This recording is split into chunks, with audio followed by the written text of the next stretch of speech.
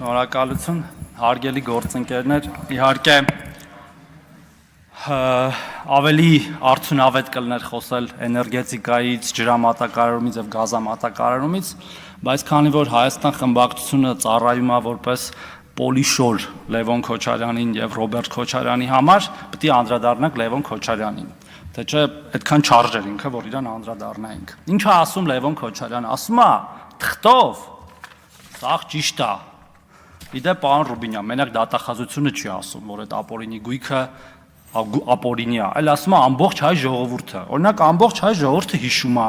2000-ականներին ոչ չէին թողում ներկրել բջջային հեռախոսներ, որտեղ դա Սեյցրակ Քոչարյանի մենաշնորհն էր, եւ ծանոթ էին գտնում, որ Սեյցրակ Քոչարյանը զանգեր ոնց որ թե Արմեն Ավետիսյանին, պարոն Բագրատյան, ու ասել խնդրում եմ, այս մի 500 հատ հեռախոսը թողեք այս մյուս ֆիրմաներն ներմուծի։ Բոլորը շատ լավ հիշում են, որ օրինակ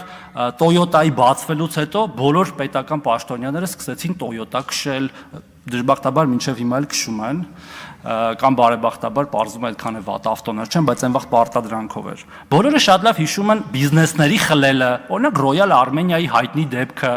երբ որ էլի իրանց ինչ որ կամ հենց իրանց կամ իրանց հետ աֆիլիացված մեկի համար բիզնես էին խլում, հետո էլ դատավորին զրկում իր պաշտոնից, որովհետև համարձակվել էր դեմ քայլ անել։ Համբալի մասով ոչ միայն ապօրինի գույք ունեցողն է համբալ, այլ այն երկրի ղեկավարը, որ օրինակ 2 կոպեքի համար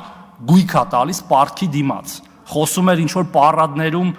դիրքի մասին Նիկոլ Փաշինյանի, կամ համբալ չի արդյոք այն երկրի նախագահը, որ գազամուղի տրամագիծա փոքրացնում ինչ որ մի հատ երկրի շահի համար, որ մենք այսօր այլընտրանք չունենանք, կամ էլ օրինակ կեղծ փաստաթղթով ընտրություն կեղծելով նախագահ է դառնում, ով է այդ նախագահը, եթե ոչ համբալ։ Ստեղ էլ է դեմքին կասեի, դեպ ու երկրորդ դեմքով, ոչ թե երրորդ դեմքով, բայց ստեղ չի։ Ի տարբերություն այդ ասասների, հիմա ինչ է տեղի ունենում, մենք այո նաև այդ պողպատի մանդատով լիքը հարց ենք լուծում։ Բաժնետոմսեր ենք հետ բերում այդ ռազմավարական օբյեկտների կոպեկներով սեփականաշնորհած, ԶՊՄԿ, Վիվասել, Ամուրսար, նոր բացվածների նույնիսկ։ Ինչպես նաև ինքնիշխանություն ենք բարձրացնում մեր սահմանային կետերից օտար սահմանապահներին ուղարկելով իրենց հիմնական ծառայության վայրեր, փոխարինելով նրանց մեր սահմանապահներով։ Փոքրիկ Քոչարյանը խոսում է նաև ինչ-որ մարդկանց շպրտելու մասին։ Երևի խափնվել է իր տիկտոկյան գանտել բարձրացնելուն, որ մի երկու հատ գանտել է կարում բարձրացնի, գիտի թե կարա մարդ շպրտի։ Վախենամ մի օր այդ գանտելը գլխին ընկնի, այնքան ծանր գանտել բարձրացնի։ Զգուշ եղեք, պարոն Քոչարյան։ Եվ վերջում, ես շատ չեմ ուզում խոսալ։ Ոմանք թուրք անվանելը